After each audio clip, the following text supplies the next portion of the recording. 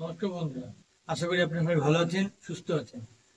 আজ আমি একটা বিষয় নিয়ে বলবো, যেটা আপনাদের প্রায় পেশেন্টের কাছে খুবই জরুরি ব্যাপার।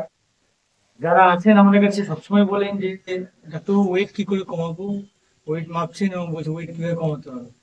তো ওয়েট কমানোর জন্য তো আপনারা অনেক রকম অনেক উপায় জানেন, বিভিন্ন রকম হেলদিং সেটা ওটা, অনেক কোম্পানি অনেক ওষুধ অনেক কিছু জানেন। কিন্তু সবচেয়ে সোজা ব্যাপার হচ্ছে, যদি আপনি ন্যাচারালি কমাতে পারেন, মানে লাইফস্টাইল মডিফিকেশন, যেটা আমি সবসময় বলে থাকি, তবে আপনার এটা সবচেয়ে ইজিয়েস্ট ওয়ে। এবং এটা দিয়েই আপনার শরীর হচ্ছে গিয়ে ওয়েট কমানো সবচেয়ে ভালো জিনিস। কেননা যদি ওয়েট আপনি অন্য কোনো ভাবে কমাতে যান, সেটা যদি আপনি কুইকও করে ফেলেন, তার একটা সাইড এফেক্ট থাকে লং রানিং, মানে বহুত পরবর্তীকালে গিয়ে সাইড এফেক্ট থাকতে পারে। এবং কিছু কিছু সময় দেখা যায় যে আপনার মধ্যে এই যে মেনটেন করা যে যে বডি ওয়েট মেনটেন করার জন্য আপনার যে কাজটা করতে হয়, সেই পরিশ্রমটা আপনার রেগুলার করতে পারেন না। বা দেখা যায় 3 মাস 6 মাস 1 বছর পরে আপনার সেটা ছেড়ে দেয়, এবং ছেড়ে দিলে তখন দেখা যায় যে আবার বডি ওয়েটটা রিগেন হয়ে যায়, এবং সেটা আবার কমাতে আরো বেশি বেশি কষ্ট হয়ে থাকে। তো বলবো, নর্মালি যে আমাদের ন্যাচারাল পদ্ধতিতে লাইফস্টাইল মডিফিকেশনের মাধ্যমে আপনি যদি কমাতে পারেন, ধীরে ধীরে হয়তো আপনার ওয়েটটা কমবে ঠিকই, কিন্তু এই যে ওয়েট কমাটা, এটা মেনটেন থাকবে। এবং যদি আপনি লাইফস্টাইলটা ওইটা অভ্যস্ত হয়ে যান, এটা আপনি বুঝতে পারবেন না যে কিভাবে আপনি ওয়েট কমে যাচ্ছে এবং আপনি কিভাবে অভ্যস্ত হয়ে গেছেন ওই অবস্থার মধ্যে।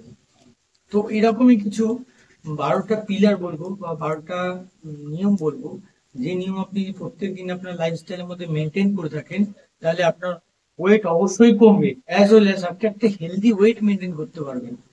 এবং আপনি কাজকর্মে প্রচুর পরিমাণে এনার্জি পাবেন, এবং you are looking so young, আপনাকে ইয়াং দেখতেও লাগবে। তো এগুলো বলছি, ফার্স্টে বলবো যে যদি আপনি ওয়েট কমাতে চান, আপনি মনে করেন ওভার ওয়েট আছেন, ফার্স্টে চেষ্টা করবেন প্রোটিন জাতীয় খাবারকে আপনার খাদ্যের মধ্যে ইনক্লুড করতে। ডায়েটের মধ্যে বেশি পরিমাণ প্রোটিন জাতীয় খাদ্য আপনার ডায়েটে ইনক্লুড করুন। এছাড়া বলবো মিষ্টি জাতীয় খাবার যেটা আছে, একদমই বর্জন করুন, ছবি না আমি বলবো। যতক্ষণ পর্যন্ত ওয়েট একদম যেটা আপনার কাঙ্ক্ষিত ওয়েট আছে সেই ওয়েটে না পৌঁছাচ্ছেন, ততক্ষণ পর্যন্ত মিষ্টি জাতীয় জিনিস আপনি ছুবেন না, সেটা মিষ্টি ফল হোক, মিষ্টি খাদ্য হোক, যাই হোক। থার্ড নম্বরে বলবো, সারাদিনে প্রচুর পরিমাণ জল খান, নিজেকে হাইড্রেট রাখুন। 8 গ্লাস খেতে পারেন, 8 গ্লাসের থেকে বেশি 10 গ্লাস খেতে পারেন। যদি আপনি মনে করেন যে আপনি রোদে বেরোতে হয়, আপনাকে বাইরে বেরোতে আপনার প্রচুর পরিমাণ সোয়েটিং হয়ে থাকে, সেক্ষেত্রে আপনি 10 গ্লাসও খেতে পারেন বা তার বেশিও খেতে পারেন। তো এটা খেয়াল রাখবেন, সোয়েটিং এর পরিমাণের উপর আপনার জল কমাবার হবে। এবং নিজের শরীরটাকে হাইড্রেট রাখার সঙ্গে সঙ্গে বলবো যে প্রচুর পরিমাণে